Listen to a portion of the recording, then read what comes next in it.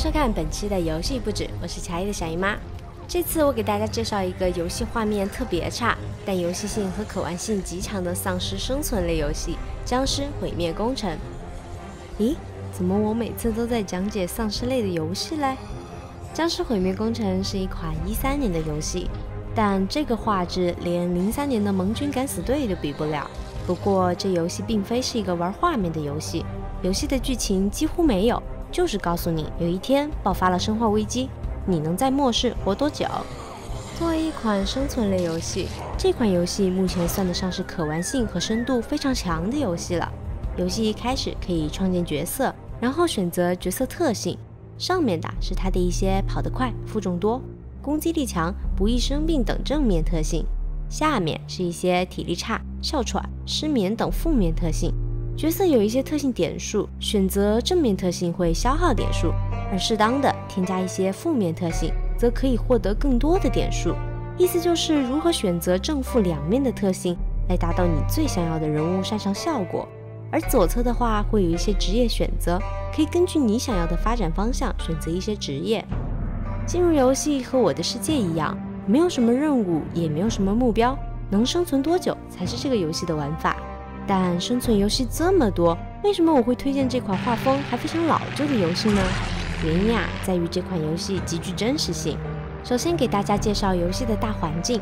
在进入游戏前，可以选择4个出生点的区域，分别是4个大的城镇，它们并不是独立的，而是在整个大地图中的4个区域。也就是说，游戏的地图非常非常大，选择一个城镇是可以之后到其他城镇探索生存的。接下来，游戏有一个很有特点的设计，就如同大家看到过的很多丧尸电影和末世电影一样，人类社会被灾难侵袭，很多公共设施开始逐渐瘫痪，例如水和电。选择爆发初期，你还能打开水龙头喝水。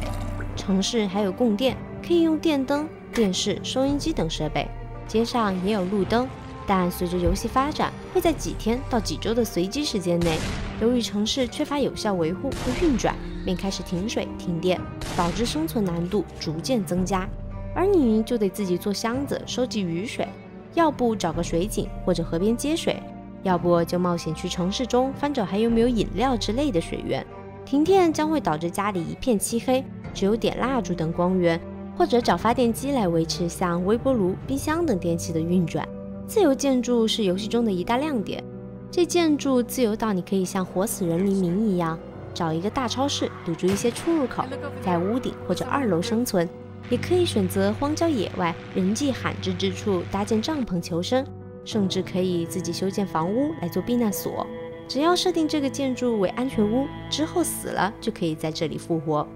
也能像惊变28天一样，找一个野外好一点的建筑，把它打造成避难所。建筑中的家具绝大部分都可以使用，而且能随意摆放位置。甚至像我这种见家里没有微波炉，就去其他房子里搬回来，顺带还偷个烧烤架、桌椅板凳等小家具来改善生活质量。而随着你的技能等级越高，你可以开始建造很多东西，去砍树，用树木造围墙，做各种陷阱、铁丝网、沙袋等工事抵御丧尸，还可以自己种田、捕猎、钓鱼。很多玩家活生生将其玩成了星露谷物语，每天种点田，钓一点鱼，偶尔开车去外面店铺中翻点零食罐头改善口味，生活过得美滋滋的。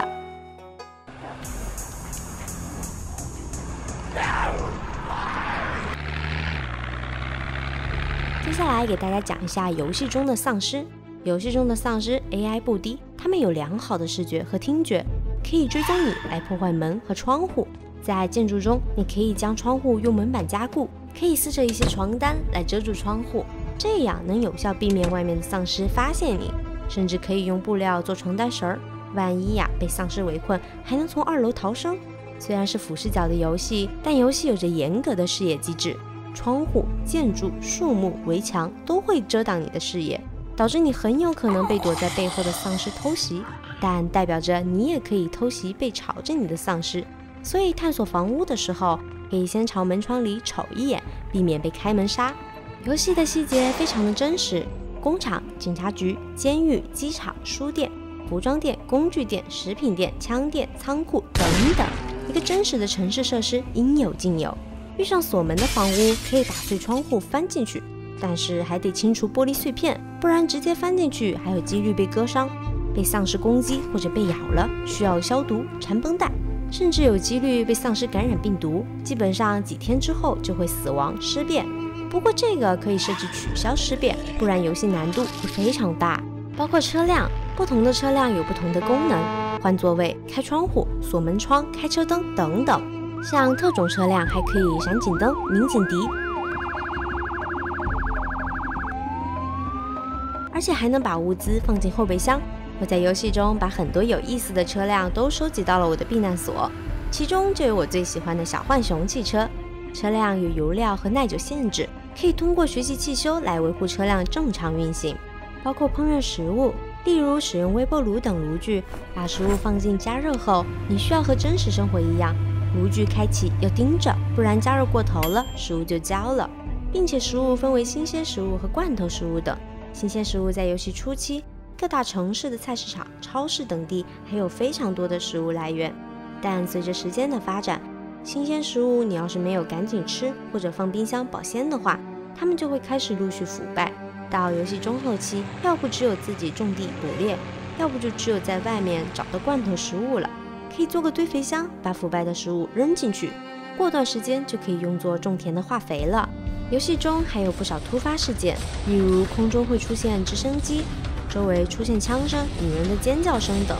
这些突发事件都会导致丧尸朝你的方向聚集，并且游戏随着时间的推移，丧尸群会转移。不要以为你躲到人迹罕至的地方就可以岁月静好，你会慢慢发现你的周围有丧尸的出现，提早做好防御工事，深挖洞、广积粮，这才是活下去的关键。人物角色的技能也是通过游戏中各种学习、锻炼以及看书学会的。游戏中的工具和武器也很全面，平底锅、黄油刀、棒球棍、消防斧、大铁锤，以及各种手枪、霰弹枪、步枪等武器通通都有，任君挑选。还能加装瞄具、枪托等改良配件，自己也可以通过配方表来合成燃烧瓶、遥控炸弹等武器来对抗丧尸的入侵。看了这么久，有观众说这游戏没看到地图之类的东西呀？哦，对，这游戏和逃离塔科夫一样，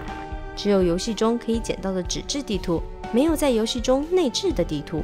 而且这些纸质地图也只有城镇。那迷路了怎么办？没关系，游戏有一个外置的在线地图，这个网站有整个游戏的大地图，而且可以缩放，以及各种建筑细节，每层楼有什么东西。有这个地图的话，基本能解决迷路的问题。当然，前提是你得知道自己在哪里。并且还有观众会说，看起来游戏既真实又硬核，这类型游戏玩起来是不是太复杂了，让人难以上手？所以这个游戏最大的优点便出现了。游戏的细节确实很有深度，也很硬核，但它不如其他硬核游戏那么难以上手。例如开罐头要开罐器，做东西要锤子、锯子等。但是游戏的设计很好，例如你手里并没有开罐器，但只要你人物周围哪个箱子、柜子里有，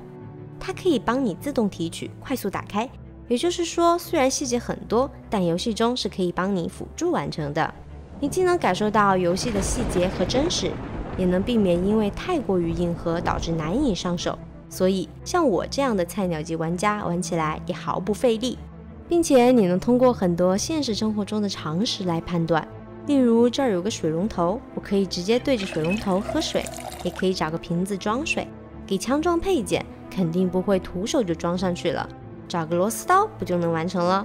外面下雨了，我丢个桶在外面，过一会儿你会发现桶里面接满了雨水，并且你能通过生活常识想想，这接的雨水能不能直接喝呢？在游戏中的答案是可以，只不过不卫生，煮沸了就更好。那么煮沸水是不是需要个水壶呢？煮水壶是不是需要个炉子？等等。也就是说，游戏不会一个个提示你该怎么做，而是你只需要想一想，咦，我现实生活中能不能这样？那游戏中就基本能实现。游戏不但有完善的官方中文，支持单人游戏、本地多人和在线多人， PVE 和 PVP 也都是可以的。在线服务器我见过最多支持200人的，本地多人的话可以直接你当主机，邀请 Steam 好友直连。单人游戏除了自己生存以外，还有些挑战任务，并且游戏还支持 MOD， 为游戏增添了更多的剧情、NPC， 还有老婆、更多的武器、建筑物资以及地图场景。虽然单人游戏的耐玩度已经非常高了，但我还是推荐你忽悠点朋友一起玩，因为游戏中的丧尸被惊扰了，会如潮水般涌来，有时候需要队友掩护你，吸引丧尸火力来搜集东西。